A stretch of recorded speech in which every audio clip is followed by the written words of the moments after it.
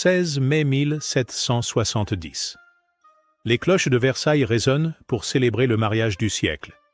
Louis-Auguste, 15 ans, futur Louis XVI, épouse Marie-Antoinette, 14 ans. Tout le royaume attend une chose: des héritiers qui assureront la continuité de la monarchie française. Mais derrière les fastes de cette union politique se cache un drame intime qui va bouleverser l'histoire de France. Car ce que personne ne sait encore, c'est que le jeune marié cache un secret terrible. Il ne peut pas faire l'amour. 7 longues années vont s'écouler avant que ce mariage soit enfin consommé. 7 années qui transformeront une jeune femme innocente en reine controversée et un roi timide en monarque méprisé. Cette histoire, c'est celle d'un roi prisonnier de son propre corps, victime des théories médicales de son époque et des pressions de toute l'Europe. Une histoire où la politique, la médecine et l'intimité se mélangent pour créer l'un des scandales les plus retentissants de l'Ancien Régime. L'enfance brisée d'un futur roi. Pour comprendre pourquoi Louis XVI était incapable de faire l'amour, il faut remonter à son enfance. Louis-Auguste naît le 23 août 1754 au château de Versailles. Troisième fils du dauphin, Louis de France, rien ne le destine au trône. Ses frères aînés, Louis-Joseph et Louis-Stanislas, sont censés assurer la succession. Mais la mort frappe. Louis-Joseph meurt en 1761 et Louis-Auguste devient soudain l'héritier présomptif. Ce changement de statut bouleverse complètement son éducation. Jusque-là négligé, le voilà propulsé sous les projecteurs de Versailles. Ses précepteurs comprennent qu'ils doivent former un futur roi, mais ils commettent une erreur fatale. Ils appliquent une éducation ultra-rigide, basée sur la peur du péché et la répression de tous les instincts naturels. Le duc de Vauguillon, son gouverneur, appartient au parti dévot. Cet homme sévère considère que l'impudicité est le péché le plus grave qui soit.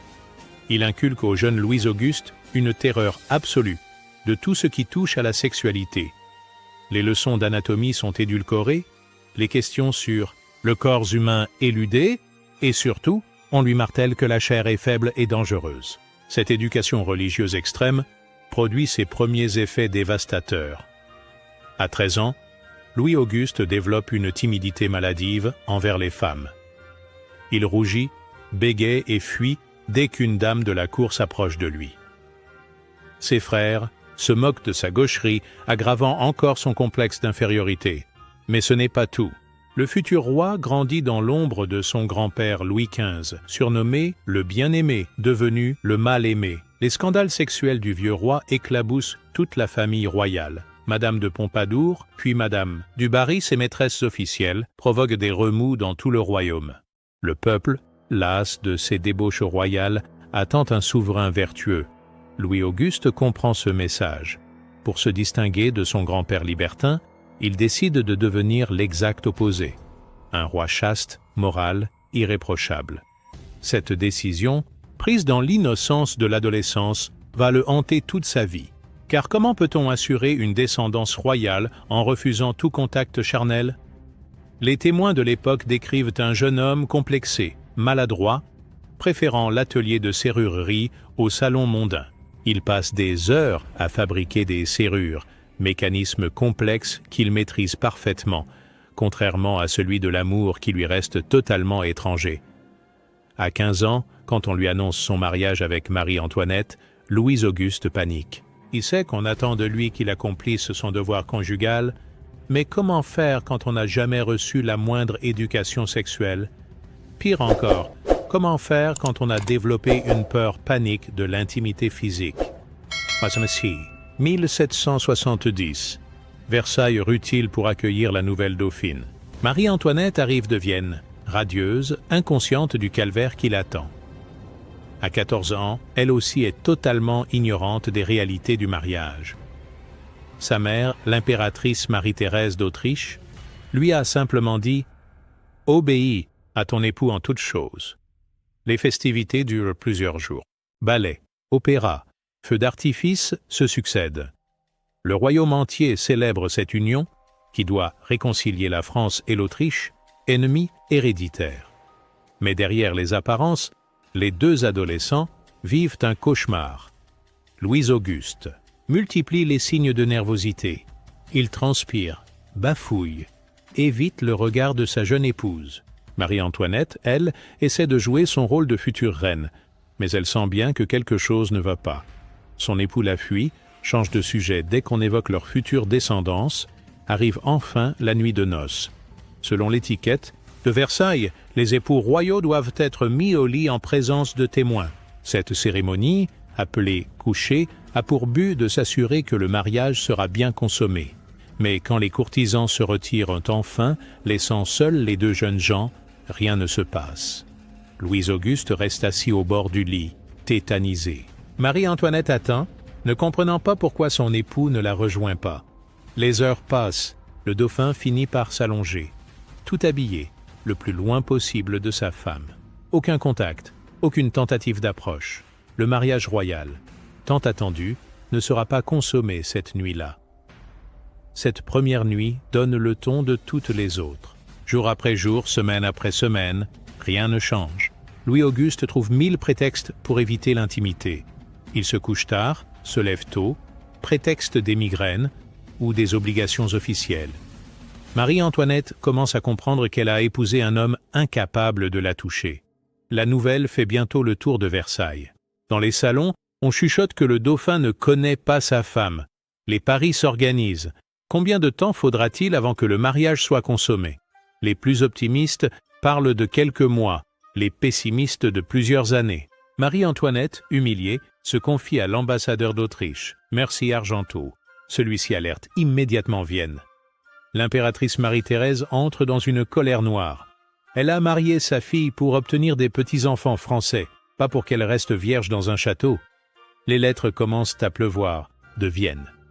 Marie-Thérèse somme sa fille de faire son devoir et de séduire son époux. Mais comment séduire un homme qui vous fuit? Marie-Antoinette essaie tout. Robe décolletée, parfum envoûtant, sourires enjôleurs. Rien n'y fait. Louis-Auguste reste de marbre. Pire encore, les médecins de la cour commencent à s'inquiéter. Un mariage non consommé peut être annulé. Si Marie-Antoinette reste vierge, l'alliance franco-autrichienne s'effondre. La pression politique s'ajoute à la détresse personnelle du couple. 1772. 2 ans après le mariage, la situation devient critique. Louis XV, inquiet pour l'avenir de sa dynastie, ordonne un examen médical discret de son petit-fils. C'est le chirurgien Lamartinière, réputé pour son franc-parler, qui est choisi pour cette mission délicate. La consultation a lieu en juillet, sous prétexte de soigner un rhume du dauphin. Mais Lamartinière profite de l'auscultation pour examiner discrètement les parties intimes du futur roi. Son diagnostic tombe. Louis-Auguste ne souffre d'aucune malformation visible. Anatomiquement, tout semble normal.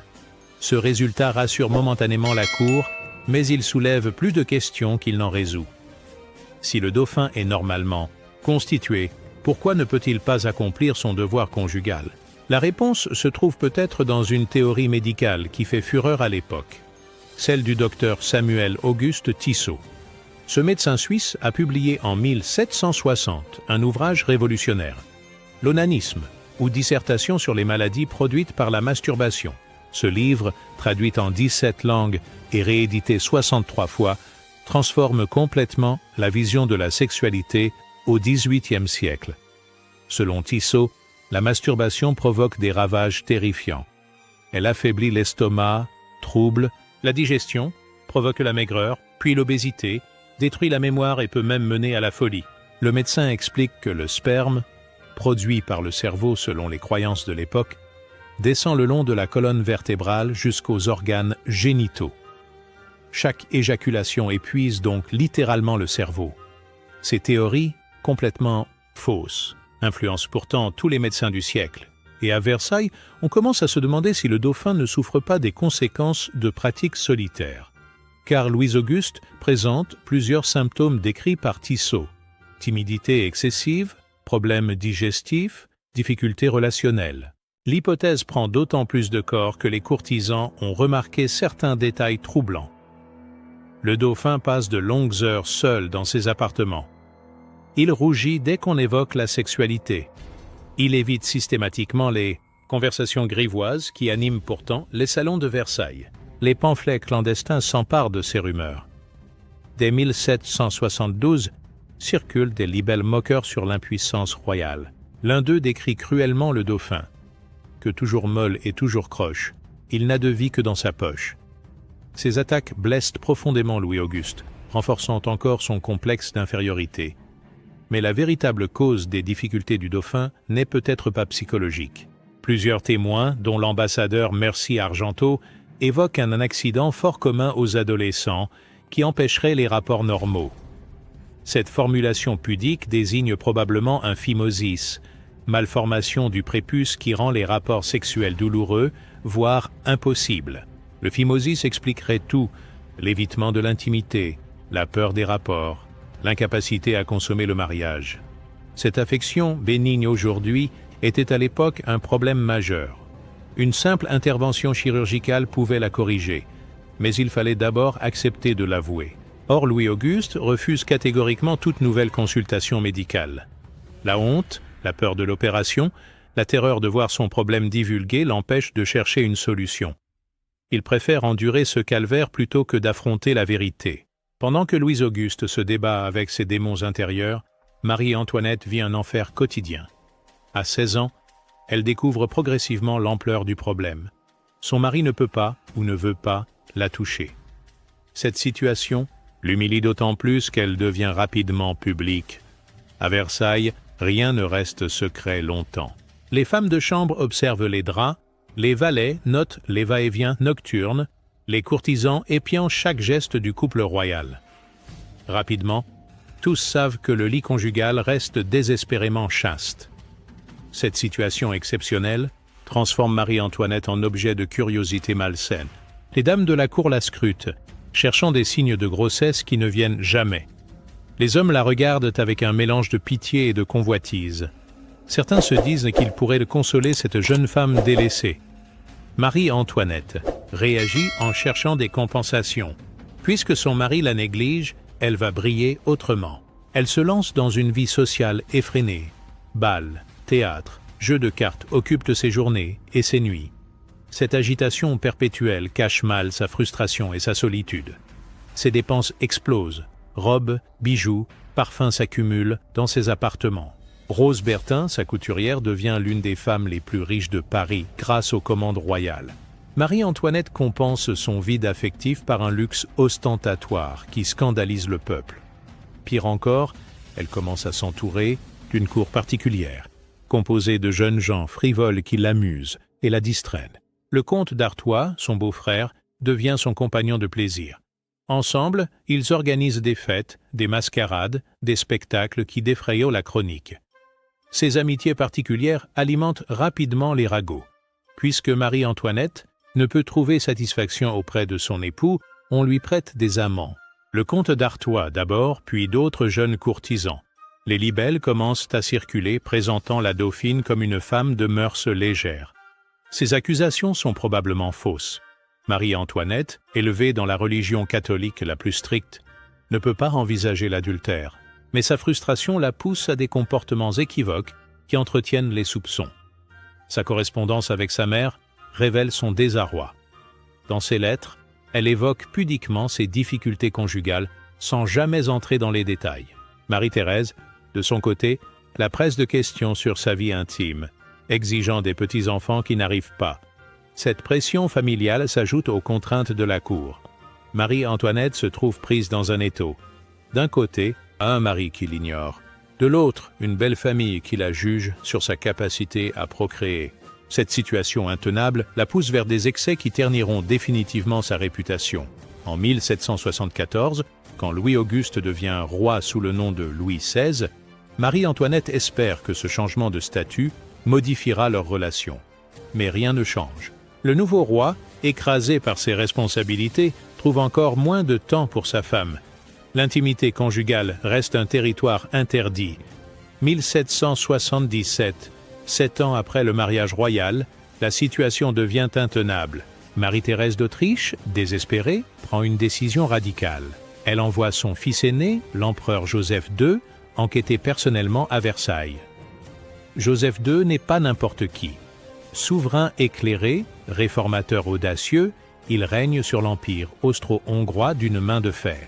Cet homme de 36 ans, sec et pragmatique, ne recule devant rien pour servir les intérêts de sa famille.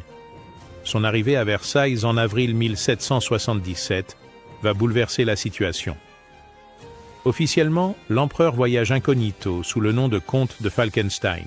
Il prétend visiter la France pour étudier son commerce et son industrie. Mais tous comprennent qu'il vient régler le problème Marie-Antoinette. Cette mission diplomatique cache en réalité une intervention familiale de la plus haute importance. Joseph II s'installe à l'Hôtel du Juste, en ville, pour échapper au protocole versaillais. Mais dès le lendemain, il se rend au château pour rencontrer sa sœur. Les retrouvailles sont émouvantes. Marie-Antoinette n'a pas vu son frère depuis 7 ans. Elle éclate en sanglots dans ses bras, lui confiant enfin toute sa détresse. L'empereur écoute le récit de sa sœur avec attention. Il comprend rapidement que le problème ne vient pas d'elle, mais de Louis XVI. Méthodiquement, il entreprend de gagner la confiance du roi pour découvrir la vérité. Louis XVI, intimidé par ce beau-frère prestigieux, se laisse progressivement apprivoiser. Joseph II multiplie les conversations avec lui, montrant de l'intérêt pour ses travaux de serrurerie, ses lectures scientifiques, ses projets de réforme.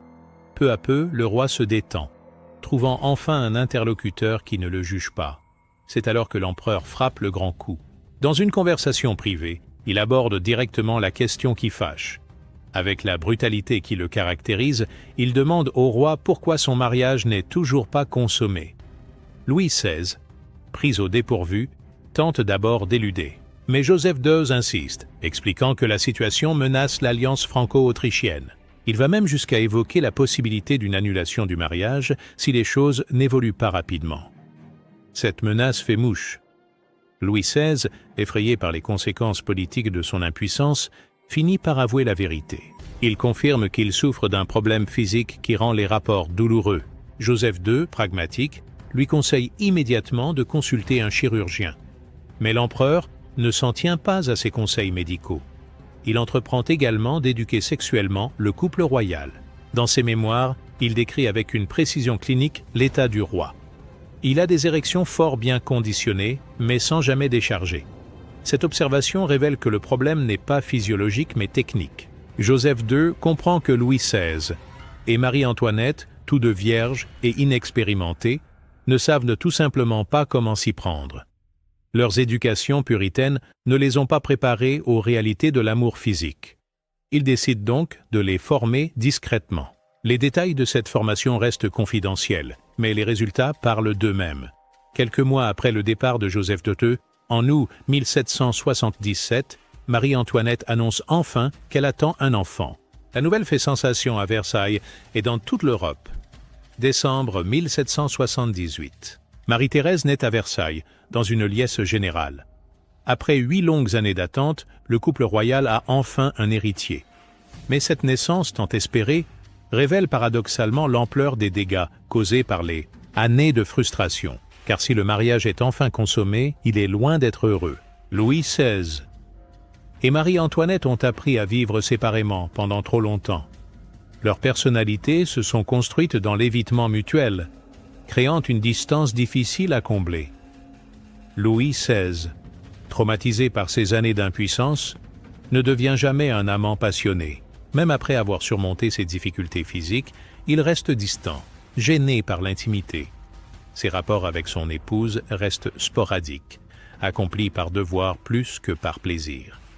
Marie-Antoinette, de son côté, garde des séquelles de cette période douloureuse. Elle a pris l'habitude de chercher ailleurs les émotions que son mari ne lui donne pas. Ses amitiés masculines, ses fêtes mondaines, ses dépenses excessives sont devenues des compensations nécessaires à son équilibre. Cette situation conjugale bancale explique en partie la suite de l'histoire, car si Marie-Antoinette donne 4 enfants au roi, elle ne renonce pas pour autant à sa vie sociale agitée. Au contraire, elle l'intensifie, provoquant des scandales qui contribueront à sa perte.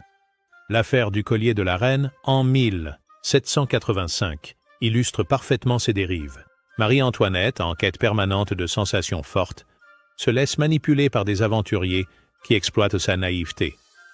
Cette escroquerie, dont elle est pourtant innocente, achève de ruiner sa réputation. Parallèlement, Louis XVI, développe une obsession pour la mécanique et l'horlogerie qui peut s'interpréter comme une sublimation de ses frustrations sexuelles. Il passe des heures dans son atelier, créant des mécanismes complexes avec une précision maniaque. Cette passion dévorante l'éloigne encore plus de sa femme et de ses devoirs royaux. Les témoins de l'époque décrivent un couple qui vit côte à côte sans jamais vraiment se rencontrer. Louis XVI se consacre à ses réformes administratives et à ses expériences scientifiques. Marie-Antoinette s'étourdit dans les plaisirs mondains et l'éducation de ses enfants. Chacun a construit sa vie en fonction de l'absence de l'autre. Cette disharmonie conjugale a des conséquences politiques dramatiques. Le peuple français, confronté à une crise économique majeure, supporte mal les extravagances d'une reine frivole et l'inefficacité d'un roi absent. Les libelles se multiplient, présentant Marie-Antoinette comme une débauchée et Louis XVI comme un cocu complaisant. Ces attaques, souvent injustes, trouvent pourtant un écho dans l'opinion publique parce qu'elles correspondent à une réalité observable. Le couple royal dysfonctionne, et cette dysfonction se lit dans leur comportement public. Louis XVI paraît toujours embarrassé en présence de sa femme. Marie-Antoinette semble chercher ailleurs les satisfactions qu'elle ne trouve pas dans son mariage.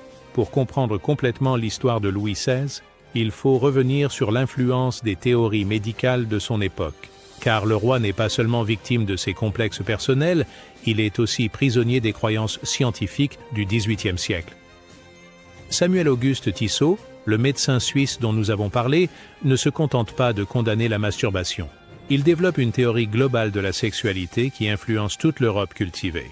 Selon lui, l'activité sexuelle excessive épuise l'organisme et peut provoquer de graves maladies. Cette théorie, appelée économie séminale, postule que le corps humain ne produit qu'une quantité limitée de fluide vital. Chaque éjaculation puise dans cette réserve précieuse, affaiblissant l'individu.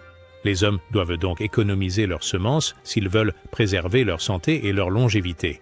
Ces idées, complètement erronées, trouvent pourtant un écho considérable à Versailles. Louis XVI, élevé dans la peur de l'impudicité, voit dans les théories de Tissot une justification scientifique de ses inhibitions.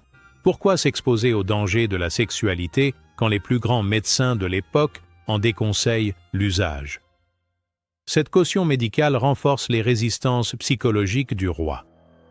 Au lieu de chercher à surmonter ces difficultés, il les rationalise en invoquant la science. Ces problèmes d'impuissance deviennent ainsi une forme de sagesse médicale, une prévention contre les maladies liées aux excès sexuels.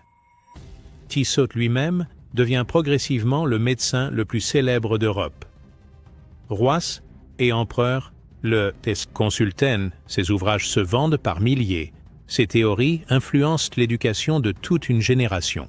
Joseph II lui-même, pourtant esprit éclairé, connaît et respecte ses travaux. Cette influence explique en partie pourquoi il faut tant de temps pour résoudre le problème de Louis XVI. Les médecins de la cour, imprégnés des théories de Tissot, hésitent à recommander une intervention chirurgicale. Ils craignent que l'opération, en libérant les instincts du roi, ne compromette sa santé à long terme.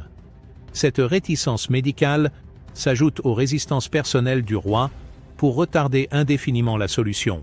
Louis XVI préfère endurer son calvaire plutôt que de s'exposer aux dangers supposés de la sexualité normale. Il faut l'intervention énergique de Joseph II pour briser ce cercle vicieux. Mais les séquelles de cette éducation médicale erronée marquent Louis XVI à vie. Même après avoir surmonté ses difficultés physiques, il garde une méfiance instinctive envers la sexualité. Ses rapports avec Marie-Antoinette restent mesurés, prudents, dépourvus de la passion qui pourrait réchauffer leur mariage. Cette froideur conjugale, directement liée aux théories médicales de l'époque, contribue à maintenir la distance entre les époux royaux. Marie-Antoinette, frustrée par cette retenue permanente, cherche ailleurs les émotions que son mari lui refuse. Leurs problèmes conjugaux s'enracinent ainsi dans les erreurs scientifiques du XVIIIe siècle. L'évolution physique du roi et ses implications. Un autre aspect méconnu de l'histoire de Louis XVI concerne l'évolution de son apparence physique. Car le roi qui commence son règne en 1774 n'est pas le même homme que celui qui mourra sur l'échafaud en 1793. Cette transformation corporelle reflète et aggrave ses difficultés psychologiques. En 1770, lors de son mariage, Louis-Auguste est décrit comme un jeune homme assez frêle, de taille moyenne, avec un visage poupon et une démarche hésitante. Sa timidité maladive se lit dans son maintien. Épaules voûtées, regard fuyant, geste gauche. Il correspond parfaitement aux descriptions de Tissot concernant les victimes de l'onanisme. Mais à partir de 1778, année de la naissance de sa première fille, Louis XVI, commence à grossir de façon spectaculaire. Les témoins de l'époque notent cette transformation avec étonnement. La correspondance secrète écrit « Le roi grossit à vue d'œil et les médecins lui font boire les eaux de Vichy pour arrêter un embonpoint excessif et dangereux ». Cette prise de poids coïncide exactement avec la consommation de son mariage, comme si la résolution de ses problèmes sexuels avait libéré chez Louis XVI des pulsions alimentaires jusque-là réprimées. Il se met à manger avec un appétit dévorant, compensant des années de frustration par une boulimie spectaculaire. Cette évolution physique suit parfaitement les théories de Tissot sur les relations entre sexualité et corpulence. Selon le médecin suisse, les troubles de l'estomac sont les premiers symptômes de l'onanisme. Inversement, la guérison de Deudetzam. Ces troubles s'accompagnent souvent d'une prise de poids importante. Les courtisans établissent instinctivement le lien entre la paternité du roi et son embonpoint. Ils y voient la preuve que Louis XVI a enfin surmonté ses difficultés conjugales. Cette transformation physique devient un signe de virilité retrouvée, une démonstration publique de sa guérison. Mais cette obésité naissante pose rapidement des problèmes pratiques. Louis XVI peine à monter à cheval, activité pourtant indispensable à un roi de France. Ses vêtements doivent être constamment ajustés, ses portraits officiels retouchés pour masquer ses bourrelets. L'étiquette de Versailles, conçue pour un roi svelte et élégant, s'adapte difficilement à ce monarque bedonnant. Plus grave encore, cette prise de poids aggrave les difficultés conjugales du couple royal. Marie-Antoinette, habituée à la minceur de son époux, peine à s'adapter à cette transformation. Leurs rapports intimes, déjà compliqués, deviennent encore plus rares et mécaniques. L'obésité du roi devient également un argument politique pour ses opposants. Les libelles révolutionnaires exploitent cette faiblesse physique pour ridiculiser le monarque. Ils le présentent comme un glouton insatiable qui dévore les richesses du royaume pendant que son peuple meurt de faim. Cette caricature, injuste mais efficace, contribue à la dégradation de l'image royale. Louis XVI, qui avait voulu incarner la vertu face aux débauches de son grand-père, se retrouve stigmatisé pour ses excès alimentaires. Son corps devient un symbole de l'impuissance politique de la monarchie française. L'histoire intime de Louis XVI et Marie-Antoinette ne reste pas confinée aux alcôves de Versailles. Elle se répand dans tout le royaume, alimentant une littérature clandestine qui mine l'autorité royale. Ces libelles, souvent obscènes, transforment les difficultés conjugales du couple en armes de guerre politique. Dès 1775, circulent des pamphlets décrivant les impuissances du roi avec une précision cruelle. Ces textes, imprimés à l'étranger et distribués secrètement, ridiculisent Louis XVI, en le présentant comme un mari défaillant. Comment un homme incapable de satisfaire sa femme peut-il gouverner un royaume? Cette propagande hostile exploite habilement les frustrations du peuple français. Dans un pays où la virilité du roi symbolise la force de la nation, l'impuissance royale devient une métaphore de la faiblesse politique. Les sujets perdent confiance en un monarque qui ne peut même pas accomplir son devoir conjugal. Marie-Antoinette, de son côté, devient la cible d'attaques encore plus violentes. Puisqu'elle ne peut trouver satisfaction auprès de son époux, les libelles lui prêtent tous les amants possibles. Courtisans, domestiques, étrangers défilent dans ces récits fantasmés qui détruisent méthodiquement sa réputation. Ces calomnies prennent d'autant plus facilement racine qu'elles s'appuient sur des comportements réels. Marie-Antoinette, frustrée par son mariage, cherche effectivement des compensations dans une vie sociale agitée. Ses amitiés masculines, ses fêtes nocturnes, ses dépenses excessives alimentent les rumeurs les plus folles. L'affaire Fersen illustre parfaitement cette dynamique. Le comte suédois, bel homme et séducteur réputé, devient l'ami intime de la reine vers 1780. leur relation, probablement platonique, est immédiatement interprétée comme une liaison adultère. Les pamphlets s'emparent de cette amitié pour brosser le portrait d'une reine nymphomane. Ces attaques contre la moralité royale ont des conséquences politiques majeures. Elles sapent la légitimité d'une monarchie qui se fonde sur la vertu du souverain. Comment respecter un roi cocu et une reine adultère? Cette question empoisonne les dernières années de l'Ancien Régime. La Révolution française exploite systématiquement ses faiblesses. Les révolutionnaires présentent Louis XVI comme un roi faible, dominé par une épouse étrangère et corrompue. Cette image, construite sur les difficultés conjugales réelles du couple, justifie leur renversement aux yeux de l'opinion publique. Le procès de Marie-Antoinette, en 1793, utilise abondamment ces accusations de débauche. L'acte d'accusation évoque ses intelligences criminelles avec l'étranger, mais sous-entend clairement ses prétendues liaisons amoureuses. La reine est condamnée autant pour ses péchés supposés que pour ses crimes politiques. Ainsi, les difficultés intimes d'un adolescent timide finissent par contribuer à la chute de la monarchie française. Cette trajectoire tragique montre comment l'intime et le politique s'entremêlent inextricablement dans l'histoire des nations. L'intervention de Joseph II à Versailles en 1777 reste l'un des épisodes les plus secrets de l'histoire royale française.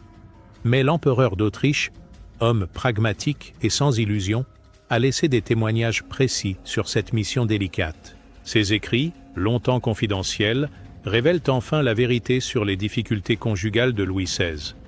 Dans sa correspondance avec sa mère, Marie-Thérèse, Joseph II décrit avec une franchise brutale l'état du couple royal. Il confirme que Louis XVI n'est pas véritablement impuissant, il a des érections fort bien conditionnées, écrit-il sans détour. Le problème vient d'ailleurs. Selon l'empereur, le roi souffre effectivement d'un phimosis qui rend les rapports douloureux. Mais surtout, il découvre que ni Louis XVI, ni Marie-Antoinette ne savent comment procéder. Leurs éducations puritaines les ont laissés dans l'ignorance totale des réalités physiques de l'amour. Joseph II décrit avec un réalisme saisissant ses conversations avec le couple royal. Il raconte comment il a dû expliquer à ces deux adultes les gestes les plus élémentaires de l'intimité conjugale. Cette révélation éclaire d'un jour nouveau les 7 années de chasteté imposées qui ont suivi leur mariage. L'empereur ne se contente pas de ces conseils techniques. Il entreprend également de réconcilier psychologiquement les deux époux. Il explique à Louis XVI que la sexualité n'est pas un péché, mais un devoir royal. Il convainc Marie-Antoinette de faire preuve de patience et de compréhension envers son époux. Cette double action, médicale et psychologique, porte rapidement ses fruits. Quelques mois après le départ de Joseph II, Marie-Antoinette tombe enceinte. Mais l'empereur ne se fait aucune illusion sur la solidité de cette réconciliation. Il pressent que les années de frustration ont créé des blessures difficiles à cicatriser. Ses prédictions se révèlent exactes. Malgré la naissance de 4 enfants, le couple royal ne retrouve jamais une véritable harmonie. Louis XVI reste marqué par ses années d'impuissance. Marie-Antoinette par sa longue frustration. Leurs rapports conjugaux restent formels, dépourvus de la passion qui aurait pu les rapprocher. Joseph II observe également que la résolution des difficultés physiques ne résout pas les problèmes psychologiques. Louis XVI garde une méfiance instinctive envers la sexualité qu'il associe toujours au péché et au danger. Cette inhibition permanente empêche l'épanouissement de son couple. Ces témoignages de première main révèlent l'ampleur des dégâts causés par une éducation sexuelle défaillante. 2 jeunes gens, parfaitement constitués physiquement, ont été rendus dysfonctionnels par l'ignorance et les préjugés de leur époque. Cette tragédie intime aura des conséquences historiques majeures. Les conséquences des difficultés conjugales de Louis XVI et Marie-Antoinette ne s'arrêtent pas à leur propre malheur. Elles se transmettent à leurs enfants et marquent durablement l'histoire de France. Car un couple royal dysfonctionnel engendre nécessairement une famille royale perturbée. Marie-Thérèse, leur fille aînée, grandit dans un environnement familial tendu. Elle voit sa mère chercher ailleurs les satisfactions que son père ne lui donne pas. Elle observe les disputes, les silences, les évitements qui ponctuent la vie quotidienne de ses parents, cette atmosphère marque profondément son caractère. Le dauphin Louis-Joseph, né en 1781, souffre dès sa naissance de graves problèmes de santé. Sa constitution fragile pourrait résulter du stress vécu par sa mère pendant sa grossesse. Marie-Antoinette, enceinte à 26 ans après 8 années de mariage difficile, n'est pas dans les meilleures conditions pour porter un enfant.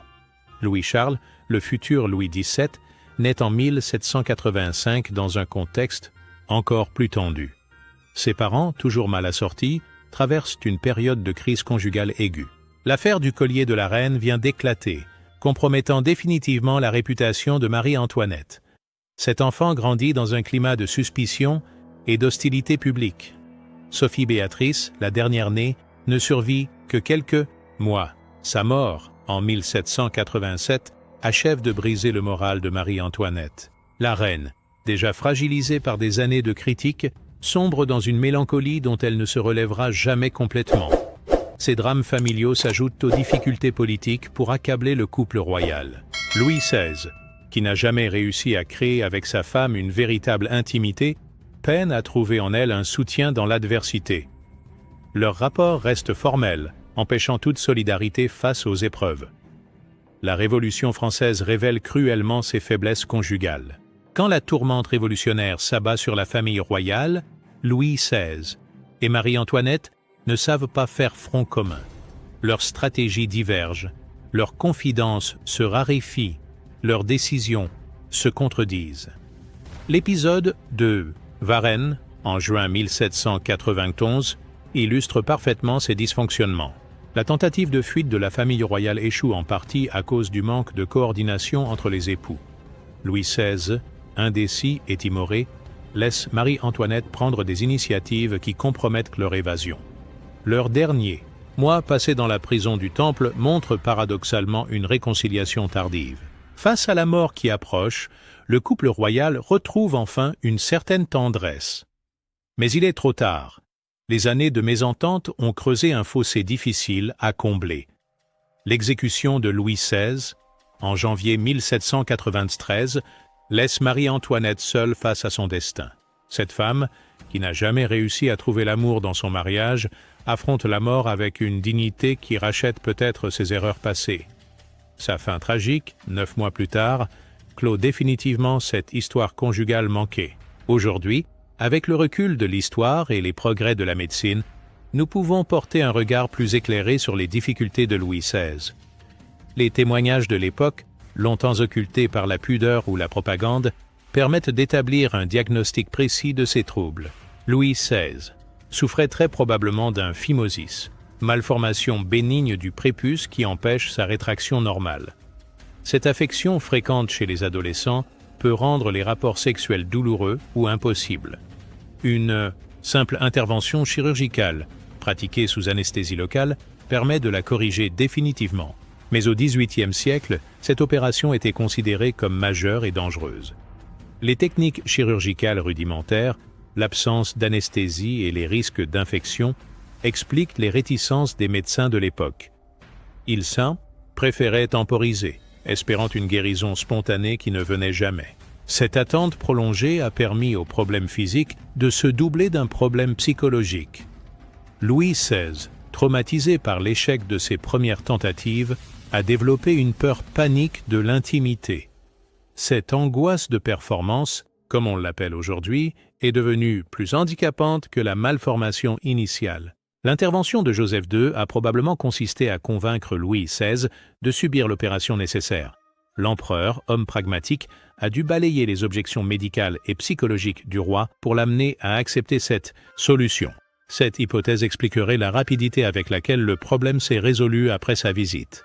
Mais Joseph II n'a pas seulement agi sur le plan médical, il a également entrepris une véritable thérapie de couple avant la lettre. En réconciliant Louis XVI avec sa sexualité, en rassurant Marie-Antoinette sur l'avenir de son mariage, il a créé les conditions psychologiques nécessaires à la consommation de l'union royale. Cette analyse médicale moderne éclaire d'un jour nouveau les difficultés du couple royal. Elle montre que leurs problèmes, loin d'être insurmontables, aurait mal pu être résolu rapidement avec des soins appropriés. Mais les préjugés de l'époque, les théories médicales erronées et les inhibitions personnelles ont transformé un trouble bénin en tragédie conjugale. Cette tragédie illustre parfaitement les ravages que peuvent causer l'ignorance et les tabous sexuels. Deux jeunes gens, parfaitement normaux sur le plan physique, ont été rendus malheureux par l'obscurantisme de leur éducation. Leur histoire montre l'importance d'une information sexuelle claire et objective pour éviter de tels drames. L'histoire de Louis XVI et de ses difficultés conjugales révèle un homme infiniment plus complexe que l'image traditionnelle du roi faible véhiculée par l'historiographie classique. Derrière la façade du monarque incompétent se cache un être humain brisé par les circonstances, victime d'une époque qui ne savait pas traiter ses problèmes. Cette histoire montre comment l'intime et le politique s'entremêlent inextricablement dans l'existence des puissants. Les difficultés personnelles de Louis XVI, d'abord circonscrites à sa vie privée, ont progressivement contaminé sa vie publique. Son impuissance conjugale est devenue une métaphore de son impuissance politique, contribuant à la délégitimation de la monarchie française. Elle éclaire également le destin tragique de Marie-Antoinette sous un angle nouveau. Cette femme, présentée tantôt comme une sainte, tantôt comme une diablesse, apparaît avant tout comme une victime des dysfonctionnements de son époque. Frustrée par un mariage impossible, elle a cherché des compensations qui ont fini par la perdre. L'intervention de Joseph II constitue l'un des épisodes les plus fascinants de cette histoire. Elle montre qu'une action énergique et éclairée aurait pu changer le cours des événements. Si l'empereur était intervenu plus tôt, ou si ses conseils avaient été mieux suivis, l'histoire de France aurait peut-être pris un autre cours. Cette histoire révèle aussi l'influence considérable des théories médicales sur les comportements individuels et collectifs. Les erreurs de Tissot et de ses contemporains ont empoisonné la sexualité de toute une génération. Elles montrent l'importance d'une science rigoureuse et objective, libérée des préjugés moraux et religieux. Enfin, elle illustre les ravages que peuvent causer une éducation sexuelle défaillante et des tabous familiaux. Louis XVI et Marie-Antoinette ont payé très cher l'ignorance dans laquelle on les a maintenus. Leur tragédie personnelle souligne l'importance d'une information claire et complète sur les réalités de l'amour physique. Au terme de cette enquête historique, Louis XVI apparaît non plus comme un roi lâche et incompétent, mais comme un homme brisé par les circonstances. Ses difficultés conjugales, loin d'être anecdotiques, éclairent d'un jour nouveau les dernières années de la monarchie française. Elles montrent que derrière les grands événements de l'histoire se cachent souvent des drames humains d'une poignante simplicité. Cette histoire, longtemps occultée par la pudeur et les convenances, méritait d'être racontée. Elle humanise des personnages trop souvent réduits à leur fonction politique. Elle révèle que les rois aussi peuvent souffrir, douter, échouer dans leur vie privée, et que ces échecs intimes peuvent avoir des conséquences historiques majeures. Louis XVI ne fut pas seulement le dernier roi de l'Ancien Régime, il fut aussi un homme qui ne put jamais faire l'amour normalement, et qui paya cette difficulté du prix de sa couronne et de sa vie. Cette vérité, cruelle mais éclairante, nous rappelle que l'histoire s'écrit autant dans les alcôves que sur les champs de bataille. L'histoire de Louis XVI et de Marie-Antoinette nous enseigne que les problèmes les plus intimes peuvent avoir des conséquences historiques majeures. Leur mariage raté n'a pas seulement gâché leur bonheur personnel, il a contribué à la chute de la monarchie française. Cette tragédie conjugale aurait pu être évitée avec une meilleure éducation sexuelle, des soins médicaux appropriés et moins de préjugés moraux. Elle montre l'importance de traiter les problèmes humains avec pragmatisme et compassion, plutôt qu'avec pruderie et moralisme. 3 siècles après ces événements, l'histoire de Louis XVI résonne encore dans notre époque. Elle nous rappelle que derrière les fastes du pouvoir se cachent souvent des drames humains d'une simplicité déchirante, et que comprendre ces drames est essentiel pour comprendre l'histoire elle-même. Le roi qui ne pouvait pas faire l'amour est devenu, malgré lui, l'un des personnages les plus tragiques de l'histoire de France. Son histoire, longtemps cachée, mérite d'être connue et comprise, car elle révèle une vérité fondamentale. Même les plus puissants de ce monde restent des êtres humains, avec leurs faiblesses, leurs peurs et leurs souffrances. Cette vérité, Louis XVI l'a payée de sa vie. À nous de nous en souvenir.